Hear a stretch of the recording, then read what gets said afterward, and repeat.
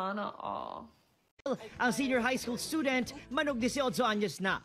Apisar ng kataas ang inisang 3 feet 3 inches, mataas naman ang confidence ng self-esteem sang sining nga dalagita. Nagkibot sila kay gamay-gamay kung nasa akong tapos sila tag-as.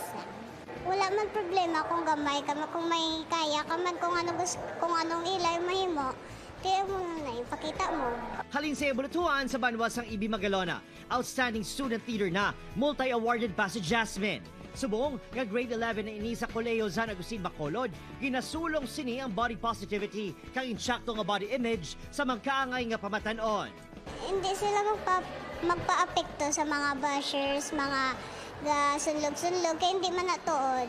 Hindi tuod. Kaya kung ikaw malang kabalo kung anong imo nga kayang himuon, biskan gamay ka lang balang, may talents ka nga ginatago. Ang kondisyon ni Jasmine ang ginatawagan dwarfism ukon kulang ang growth hormones, rason nga nagapabili 3 inches. Parang sa pang-anim na taong gulang na bata. Tingin ko mga 5 to 6 years old. Maraming bashers. Sinasabi nila parang ang mature ko na daw pong gumalaw. Pati sa pagsuot po, sinusunod ko po yung mga uso. Tinatanong pa nila sa aking po pamilya, bakit po ganyan? Kahit pa sa totoo lang, si Kate, hindi na baby. Age revealed, 16 years old. Talaga? Ang bata ng ano.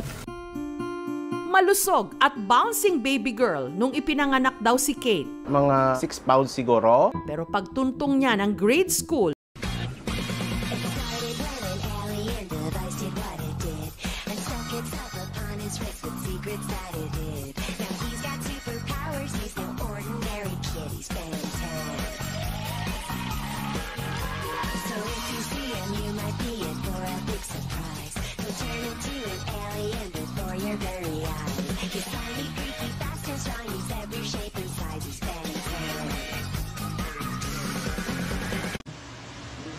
Una sa lahat, hindi talaga ako nalalasing.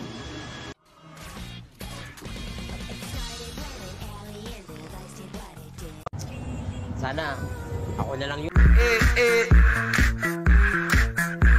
Like sugar on my tongue, tongue, tongue. Your body so sweet, sweet, sweet. Invite me if you come, come.